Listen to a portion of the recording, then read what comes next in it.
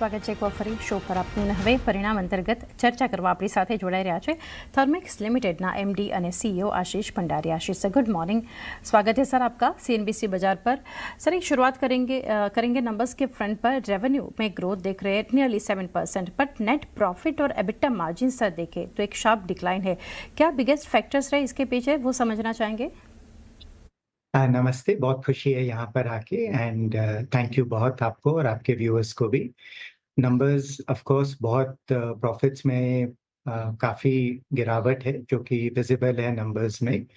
उसके कारण है जिसका कि सबसे बड़ा जो कारण है, एक हमारा प्रोजेक्ट है 2022 का, सो 4 साल से ज़्यादा पुराना प्रोजेक्ट है, जिसमें जो प्रोजेक्ट का लास्ट ईयर है अब एग्जीक्यूशन का, इंजीनियरिंग में एक बहुत बड़ा चेंज हुआ है, जिसकी वजह से उस प्रोजेक्ट में हमें जो कॉस्ट टू कंप्लीशन बोलते हैं कि मतलब प्रोजेक्ट को आज से लेके खत्म करने तक का जो कॉस्ट में बढ़ोतरी आती है वो 90 करोड़ से ऊपर की है। तो वो नंबर हमने इस क्वार्टर में हिट लिया है प्रोविजनल, जो कि पूरे जब तक वो प्रोजेक्ट खत्म नहीं हो जाता उस प्रोजेक्ट में एग्जीक्यूट करने के लिए चाहिए होगा। तो इसकी वजह से नंबर्स में सबसे बड़ा जो चेंज है इसकी वजह से है। उसके अलावा भी 2 रीज़न है। एक, हमारा जो गल्फ वॉर की वजह से थोड़े हमारे रेवेन्यूज स्पेशली जो एक्सपोर्ट्स वाले थे वो हम शिप नहीं कर पाए। करीब 300 करोड़ के ऑर्डर्स थे इस क्वार्टर में जो हम शिप नहीं कर पाए, जिसमें से कि काफ़ी ऑर्डर्स में अच्छी प्रॉफिटेबिलिटी थी और कमोडिटी प्राइसेस का भी इम्पैक्ट था, क्योंकि पिछले क्वार्टर स्टील के भाव बढ़े थे, तेल के दाम बढ़े थे और एल्यूमिनियम के भी, तीनों के भाव सडनली बढ़े थे, जिसकी वजह से भी करीब 10 करोड़ का प्रॉफिटेबिलिटी में इम्पैक्ट आया। फाइनली जो हमारा विंड सोलर रिन्यूएबल्स बिजनेस है उसमें भी एक प्रोजेक्ट जो कि गवर्नमेंट, तमिलनाडु गवर्नमेंट के रेगुलेशंस, गवर्नमेंट चेंज में अटक गया था, वहाँ पे भी थोड़ा एक्सपेक्टेड से ज़्यादा लॉसेस थे। तो ये 3 रीजंस थे। ये तीनों रीजंस मेरे हिसाब से इस एक क्वार्टर के लिए हैं। अगले क्वार्टर से जैसे हमारा बैकलॉग है जो कि बहुत हाई है वो आने लगेगा, आप नंबर्स में पिछले साल के कंपैरिजन में अच्छा जंप देखेंगे हर क्वार्टर में। जी आशीष सर, सेगमेंट वाइज अगर यहाँ से समझे तो बिगेस्ट ड्रैग कैसे आप देख रहे हैं? लाइक इंडस्ट्रियल प्रोडक्ट्स हो गया है, industrial infra, green solutions, chemicals, जो प्रॉफिटेबिलिटी के ऊपर इस क्वार्टर में सबसे ज़्यादा एक असर दिखा? सबसे ज़्यादा असर दिखा इंडस्ट्रियल इंफ्रा में, और इंडस्ट्रियल इंफ्रा में हमने हमारे एनालिस्ट और बाकी लोगों के साथ और डिटेल्स भी शेयर किए, क्योंकि जो लॉस है प्रोजेक्ट का इस क्वार्टर में आया है, पर जो हमारा बैकलॉग है जो हम बिल्ड कर रहे हैं वो बैकलॉग ऐसे प्रोजेक्ट का बिल्कुल नहीं। ये जो प्रोजेक्ट है ये गवर्नमेंट के लिए प्रोजेक्ट है, इसमें ज़्यादा सिविल और कंस्ट्रक्शन है और ये लंबे ड्यूरेशन के प्रोजेक्ट। हमने ऐसे प्रोजेक्ट्स पिछले 3 साल में लेने ही बंद कर दिए, बिल्कुल मना कर दिया है। और अभी जो हमारी ऑर्डर बुक और जो बैकलॉग है उसमें ज़्यादा एक्सपोर्ट्स हैं, ज़्यादा प्राइवेट प्लेयर्स हैं, डेटा सेंटर्स के प्रोजेक्ट्स हैं यूएस के लिए। तो ऐसे ऐसे है जहाँ पे हमारी प्रॉफिटेबिलिटी भी बहुत अच्छी है और बैकलॉग की क्वालिटी भी बहुत अच्छी है। राइट, तो सर ये समझना चाहेंगे आशीष सर, कुछ स्पेसिफिक प्रोजेक्ट लाइक कॉस्ट ओवररन्स हो गया या फिर एग्जीक्यूशन डिलेज, प्रोविजंस जो है उसका अर्निंग्स पे कुछ इम्पैक्ट दिखा?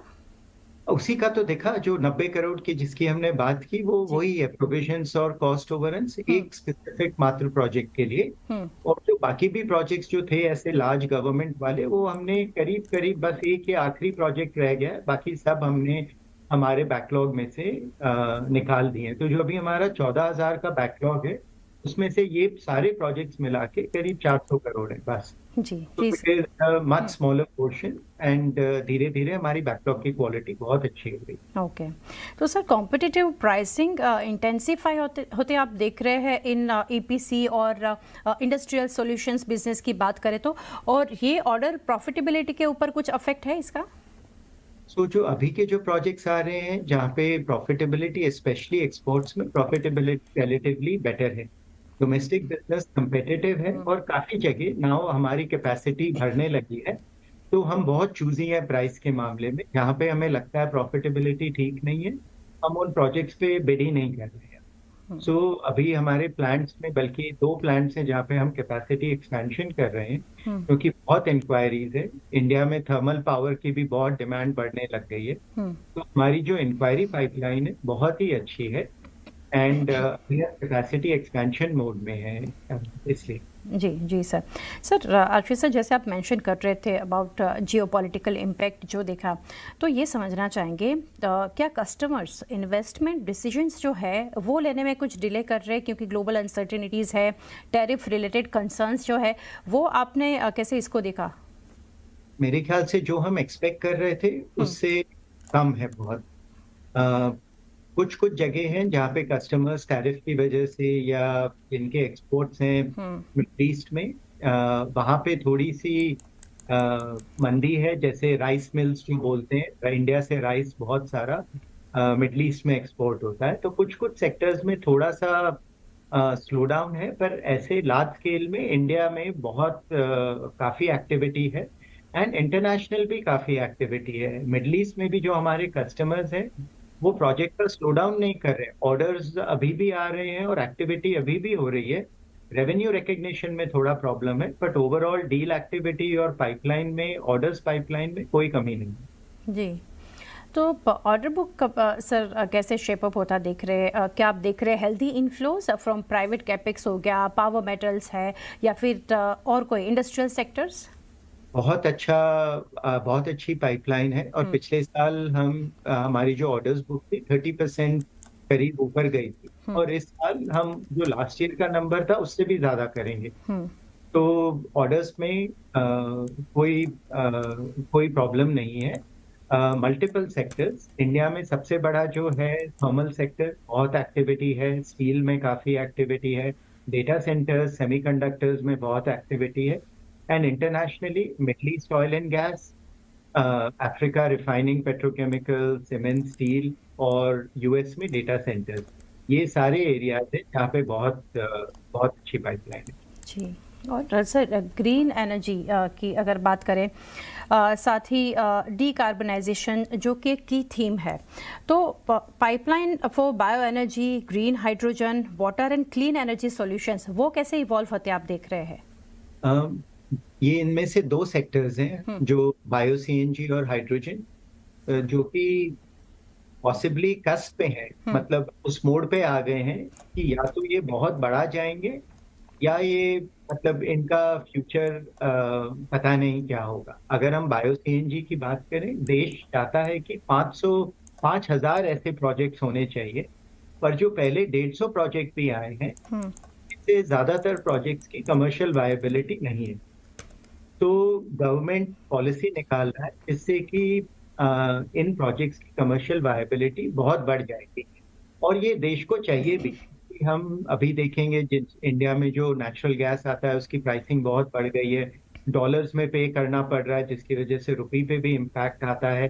तो ये जो सारे एरियाज हैं इसमें डोमेस्टिक प्रोडक्शन बढ़ सकता है, और इंडिया में जो वेस्ट है उसको हम एनर्जी में कन्वर्ट कर सकते हैं। तो एक्सपेक्टेशन है कि अगले 1 महीने के अंदर ही गवर्नमेंट बायो सीएनजी में बहुत अच्छी पॉलिसी लेकर आ रही है। ये कैबिनेट नोट है, जिससे कि इस इंडस्ट्री को बहुत बढ़ावा मिलेगा। और वो बढ़ावा मिलेगा तो अभी ये जो हम 150 प्लांट्स जो पिछले 3 साल में डाले हैं, हो सकता है कि इंडिया में 500 प्लांट एक साल में लगने की बात हो जाए।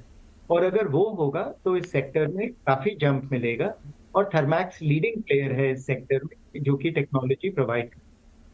सिमिलरली हाइड्रोजन में काफी प्रोजेक्ट और काफी एक्टिविटी है। अभी तक तो हम इन सारे सेक्टर्स को लॉसेस के थ्रू ही सपोर्ट कर रहे हैं, बट एक्सपेक्टेशन है कि हाइड्रोजन में भी अगले 1 साल और 2 साल में काफी इम्प्रूवमेंट, क्योंकि इंडिया में बहुत प्रोजेक्ट्स हो रहे हैं एक्सपोर्ट्स के लिए भी और डोमेस्टिक के लिए।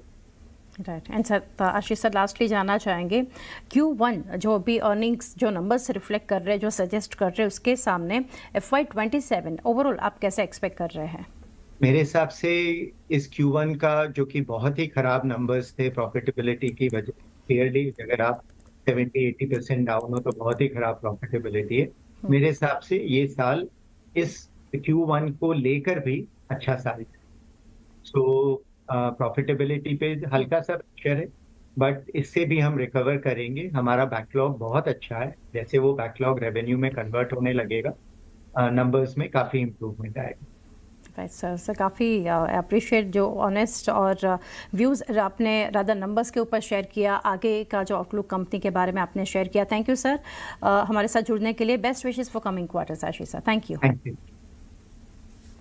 તો આ રીતે મેનેજમેન્ટ સાથે થર્મેક્સ આજે નંબર્સ બાદ ઇનફેક્ટ મેનેજમેન્ટ પણ જણાવી રહ્યું છે જે રીતનું ક્વાર્ટર રહ્યું છે એનાથી સારું FY27 ઓવરઓલ એક રહેવાનું વ્યૂ એમનું બનતું જોઈ રહ્યા છે। સ્ટોક પ્રાઇસ જોઈએ 3777ના લેવલ્સ છે, 11% ઘટાડા સાથે પરિણામ બાદનું એક નેગેટિવ એક્શન થર્મેક્સમાં। એ સાથે સમય થયો છે હાલ આ શોમાં પણ આટલું જ, મને પણ આપશો રજા।